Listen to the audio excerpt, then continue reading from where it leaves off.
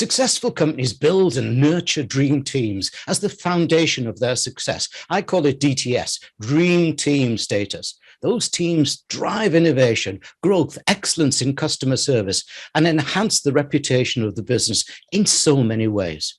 Welcome to this BVTV Trilogy, coming to you from the UK studios of BizVision. I'm your host, Malcolm Gallagher.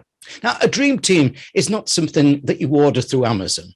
It's the result of a company establishing at the top a consciousness and responsibility for its people that is exemplary. Arriving at that situation, in my mind, comes from having purpose, commitment, and in some cases, almost a new beginning. My guest today helps teams and companies achieve dream team status. So let's meet Maureen Falvey. Hello, Maureen.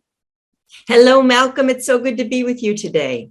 Well, I know you're in New York. I'm just hanging out the window, waving at you from England. Thank you. Yeah. Lovely to meet you. Lovely to chat. Now, Maureen, companies have been challenged of late with so many losing a lot of their talent. The Great Resignation, I think you've called it in the USA. Now, I hear lots of inexpert solutions. So I'm keen across this trilogy to seek your thoughts on building and retaining that dream team, and also in enhancing a leader's effectiveness of skills to do so. So can we start in this episode with the basics? Many businesses now have 4 generations in their workforce. So my question is, what actually motivates the people these days to perform to their best? Yeah, such a great question, and something that our team explores every day in coaching and training and speaking. And it turns out it's not money. So with most of my coaching clients, no surprise, or maybe it is, right? You would think that when I ask people, which I do all the time, tell me about your best day at work. They have never once told me a story about the money that came, or maybe surprisingly, a promotion. Of course, we want to be paid in line with our contribution, but they always tell me a story about a time when someone believed in them, maybe more than they believed in themselves. And they set them up to succeed. And they got to do something that they didn't even think was possible with the backdrop of safety. And they mastered something. That is what people want. They want to master things. They want to be trusted. They want to be believed in. If you've ever seen like a 10-month-old baby, there's that little plastic toy that has the circle and the triangle and the square, and the baby's trying to get the right shape into the right hole.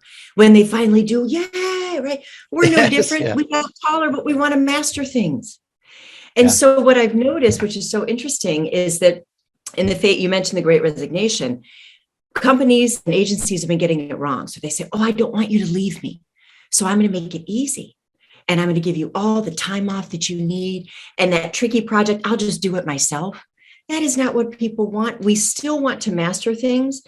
But the only difference now is we want to sprinkle in a little more flexibility. We want to be able to advocate as employees. These are the conditions under which I do my best work. Can you make that true for me? So that is what unlocks the motivation. It's not money. It's not money. No, I totally agree with you on that. And I think it's, as we come down to the younger generation, it's even more about the wanting recognition than the older one, isn't it? Yeah, for sure. And I'm sure you see this as well, and with your other guests, but we'll hear people talking about the up and coming generation and say, they're ungrateful and they're not accountable. And there's so much we can learn from them. They're really good at setting boundaries. Do you know how many people I work with that are stressed out, burnt out, having panic attacks because they don't know how to say what they need? The young people are pretty clear. And it doesn't mean they don't work hard. It just means they want the right balance. And they want to be seen. It's quite fascinating that, because I've got 4 grandchildren, but my 8-year-old granddaughter lectures me on green. Well, Pops, she lectures you on what, Malcolm? She lectures me on Pops, you shouldn't be doing that. You know that's not good for the planet. You know that. Malcolm, leadership lessons from a 3-year-old. I love that. We've got eight. The 3-year-old is just still too busy causing chaos. Never mind. That. But isn't it fascinating though that this new generation, and some of it I think has come because of the pandemic, but this growth new generation, and leaders have also had to become more compassionate, haven't they? Yeah. Yes. I work so often with people on empathy. People want to be seen. And so we talk about empathetic leadership. And it's interesting as you talk about what motivates people, there's actually a formula for it. So I love when we can simplify something. It's like, what is leadership, right? So Anne Morris and her wife, Frances Fry, talk about unleashing performance.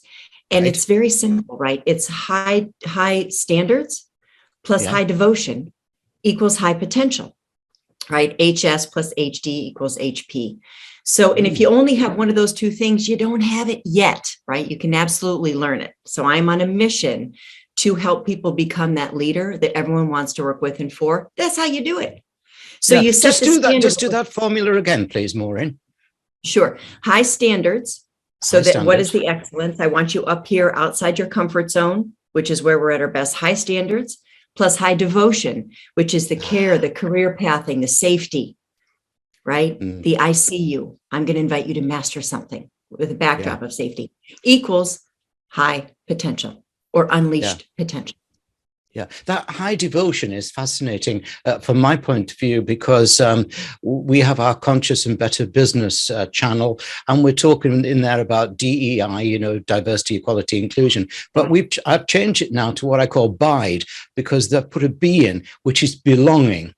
And I think that people need to feel that they belong. Am I right, or is that close to the devotion? Yes. We are now working on a new training program that has that at the center. It is incredibly important because the belonging creates safety, which allows people to play and contribute, right? And master things. It's all linked. Right on. Yeah. Yeah, excellent. Thanks, Maureen. Now, let's give viewers and listeners details of your URL, your website address, which viewers you can see on the screen behind me. But for listeners, let me spell it out. It's all the W's dot Marks, M-A-R-K-S, Marks Strong coaching.com, marksstrongcoaching.com. And don't forget, there's two S's in the middle there of that. In episode 2, I'm going to ask Maureen about the factors behind a high-performing dream team. She's already given us a formula. I think we'll go a little bit further with that. Should we do that, Maureen? Absolutely. And I'll just mention one thing, Malcolm. There is actually only one S. We love you can never have enough S's. Right. But it's markstrongcoaching.com. I apologize. So I'll do that again for everybody. All the W's dot Marks Strong, so only one S, coaching.com. Okay. Should we go to episode 2 then, Maureen? I can't wait.